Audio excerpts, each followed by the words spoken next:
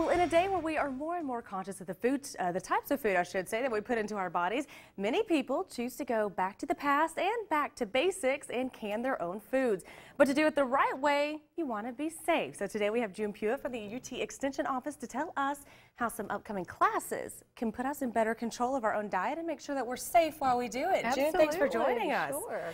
Okay, so first off, canning does seem to be a tradition of the olden years, but it's still completely relevant to today. Oh my gosh, I did a class last week and everybody there was in their 20s, 30s, and 40s. So it's amazing. It's just made a resurgent.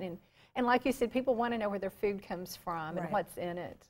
And this is a great way because it's super simple and we're in control of the entire process based on what, you know, how we can it, what we put into our different brines or things like that in the can. So talk us through the process a little bit. Okay, well, it's easy and it really depends on what type of food that you're going to be processing to which one of these canners that you'll use. This one is just a large pot, and it has a lid. I forgot the lid. And it's going to have a wire rack in the bottom of it, and all that does is keep your jars from hitting the bottom. And you're going to use that for your high-acid foods, things that don't need pressure, things like jams, jellies, and pickled products. This canner over here, this is the pressure canner. The pressure one. It used to terrify me when I was little. It's the one that's got some gauges that go with it, and down at the bottom you see another rack there, and that's going to do the same purpose. All it does is keep the jars off the bottom of it because it's so hot. And you can see the gasket around this one, and you need to replace that occasionally when it gets dried and cracked. But this is for foods that just boiling it aren't going to be enough to kill all that bacteria. So you're going to build up the pressure in it. So that's going to be like your green beans you can. I'm sure you use the the pressure canner for that. And you're going to have some type of gauge on the top of it. And this is kind of like a pressure canner at home that jiggles, you know. You always listen for the jiggle and the whistle. Exactly, exactly. So, you know, once you get used to it and you kind of understand why you do certain things, it's not as intimidating. Absolutely. Just learning the process. Now, how is canning a little bit different than maybe just freezing some of these food items? Well, freezing is much easier. You know, all you do is primarily blanch the food, and that's going to stop the enzyme growth. And that's almost any food you can freeze, okay. It's a lot easier, but you're going to have freezer space in order to keep it. Absolutely. And then I always have to worry the power goes out too. It's always a concern. Canning, you can just stick it.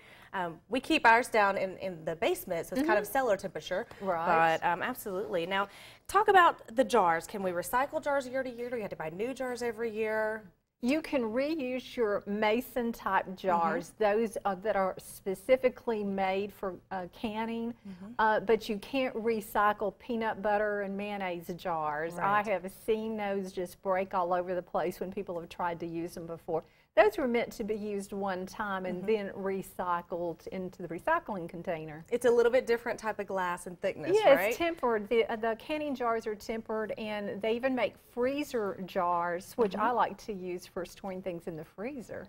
And how long, once something's canned, how long does it normally last? 1 year. 1 year. Because foods can, you know, become unsealed. The jars can become unsealed. So one year. I always, you know, check that push button on top. I always call it the push button. I don't know the technical name. I'm sure there is one. Okay, but for those of us that are new, you have some courses coming up. So tell us the details on the classes. We do. We have 3 more classes this summer. We've got 1 on July 12th and 2 on July 19th. One on the 12th is at John A. Patton Center in Tiftonia, and the other 2 are at my office. 2 of them are in the evening, 6 to 8, and then 1 of them is from 10 to 12. Do we need to pre-register? Absolutely. There is a $20 fee, and that pays for all the materials and lots of tasting. Perfect. So is the easiest way to register the website there on the screen? It is, or you can call our office, either one. All right, June, thanks for telling us all these details and getting us ready for a time when our gardens are ready for harvest and we can go ahead and set back some food for the year ahead. June, we'll talk to you again a little bit later this year. Thanks.